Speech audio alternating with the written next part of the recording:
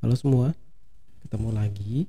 Di video ini saya akan mengenalkan satu platform belajar lagi, namanya Teachable Machine ya. Ini platformnya di dibuat dikembangkan oleh Google gitu ya. Sebenarnya platform ini tidak spesifik digunakan kepada anak-anak ya, tapi lebih kepada orang awam yang ingin mengenal tentang machine learning, bagaimana dia bekerja, kemudian prosesnya kurang lebih seperti apa, itu bisa kita ketahui dari platform belajar ini ya. Mengingat ini ditujukan untuk orang awam ya, cara penggunaannya dan istilah-istilah yang terlalu teknis begitu ya, itu tidak akan kita temukan di sini gitu ya. Jadi yang akan kita pelajari di sini adalah machine learning ya. Jadi kita akan belajar bagaimana machine learning bekerja melalui platform Teachable Machine. Di Teachable Machine ini kita bisa mengenalkan 3 jenis objek ya, image, sound, dan pose ya. Jadi berdasarkan objek-objek ini nanti mesinnya akan bisa membedakan gitu ya, mengenali ciri-ciri dari objek-objek yang kita kenalkan kepadanya gitu ya. Jadi kalau misalkan pada gambar yang ini itu ada gambar boneka gitu ya, gambar boneka anjing dan gambar orang, mesinnya bisa mengenali apakah yang muncul di kamera begitu ya itu adalah gambar orang dan anjingnya, orang dan boneka anjingnya, atau hanya orangnya saja ya. Kita juga bisa menggunakan foto ya, foto misalkan ingin membedakan mana foto papa, foto mama, foto anak, foto kakek nenek, itu juga bisa digunakan pada platform pembelajaran ini. Sementara di sound, data yang dimasukkan itu kalau tadi itu gambar, yang ini data yang dimasukkan adalah suara.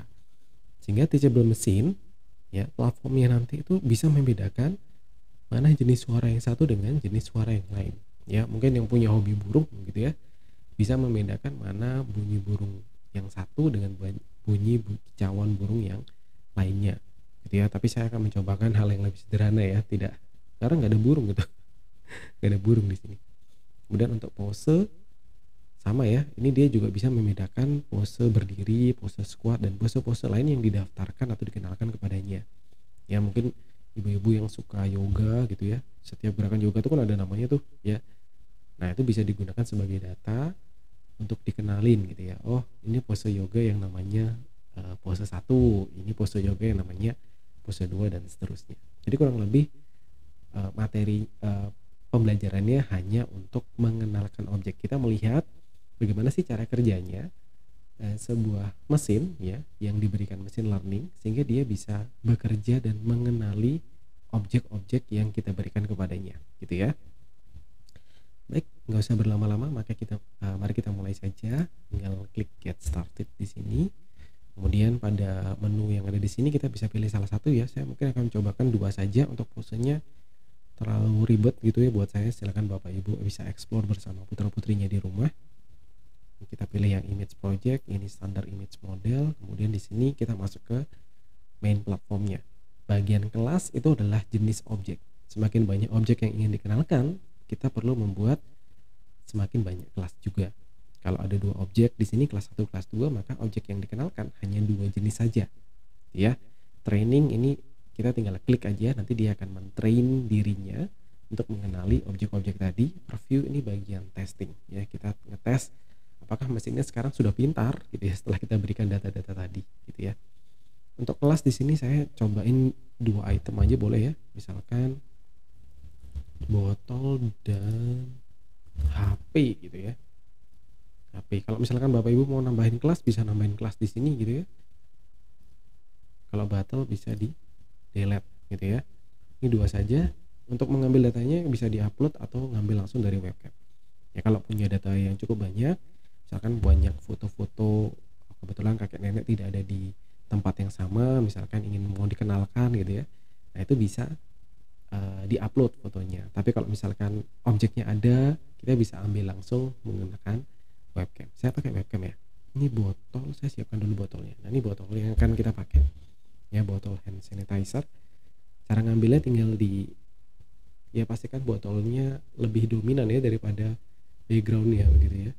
Dalam hal ini saya akan bekerja sebagai noise ya, atau background. Ini tinggal di hold, kemudian gerakkan saja botolnya. Oke, kita udah dapat.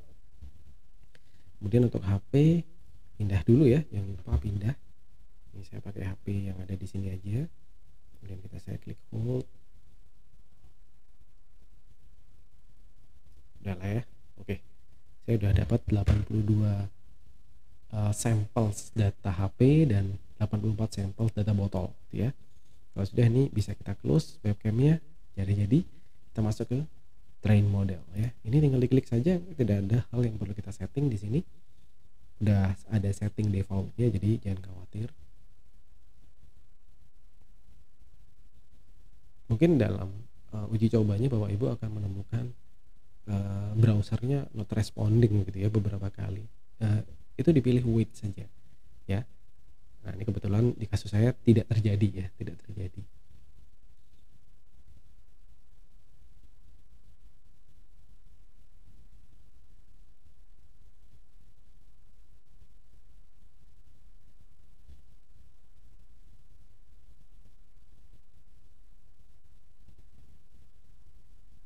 Oke, kita udah selesai. Kemudian di sini keluar ya. Nah, saya tuh kalau gambar saya muncul gitu webcamnya atau mesinnya mengenali saya sebagai botol ya. Mungkin pada waktu pengambilan data botol itu muka saya lebih dominan gitu ya. Jadi dia kenalnya sebagai botol. Coba kita kenalin HP, bisa nggak sih? Nah, ini kelihatan ya. Dia yakin ini adalah HP 100%. Kalau ini dia akan dikenalkan sebagai botol. Ini HP ya. Oke.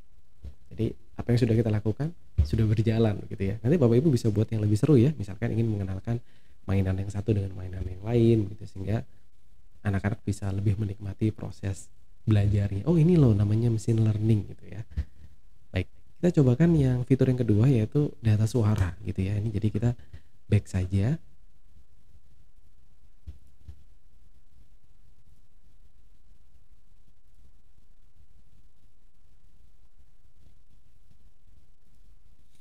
Nah, di bagian audio project ini tinggal kita klik ya, nanti akan masuk ke main ya. Main platformnya sama, tapi bedanya di sini ada background noise ya. Dia butuh sampling noise untuk membedakan mana noise yang benar-benar ingin dikenali, mana suara yang benar-benar ingin dikenali atau noise yang merupakan bagian ya dari suara tadi. Jadi nanti noise-nya akan dihilangkan gitu ya berdasarkan samplingnya. Saya ingin mengenalkan tepuk tangan gitu ya, yang gampang-gampang aja. Kemudian jentikan jari seperti ini ya. Nah, seperti biasa ya, langsung kita tes. Ini mic-nya, kemudian saya ganti dulu pakai ini, kemudian saya record ya. Pilih dulu ya mikrofonnya, nanti jangan sampai lupa. Oke, setiap kali mengambil recordingnya kita ekstrak sampel, karena dia butuh 8, kita lakukan 4 kali ya nih ya.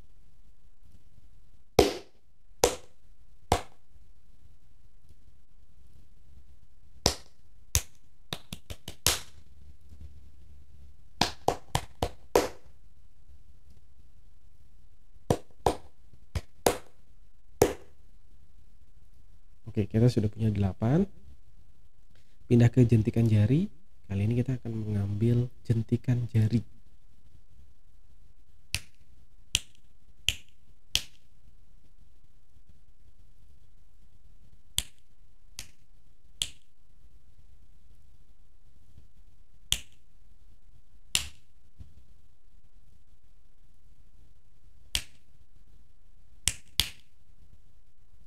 Oke, kita udah punya ya.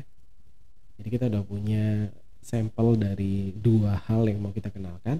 Nah, untuk background noise-nya ini kita tidak perlu mengeluarkan suara apapun.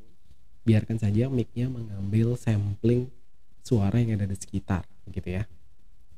Pilih mic, saya pilih ini, kemudian kita record.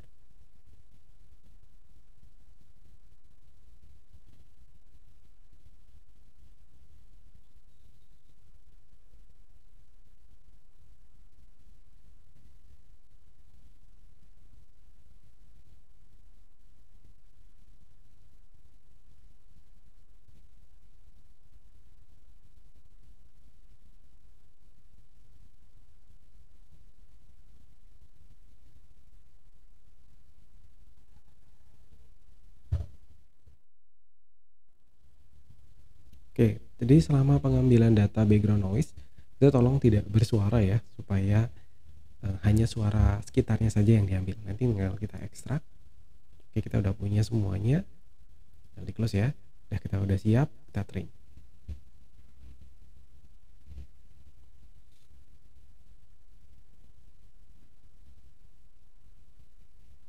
Oke, trainingnya jalan ya.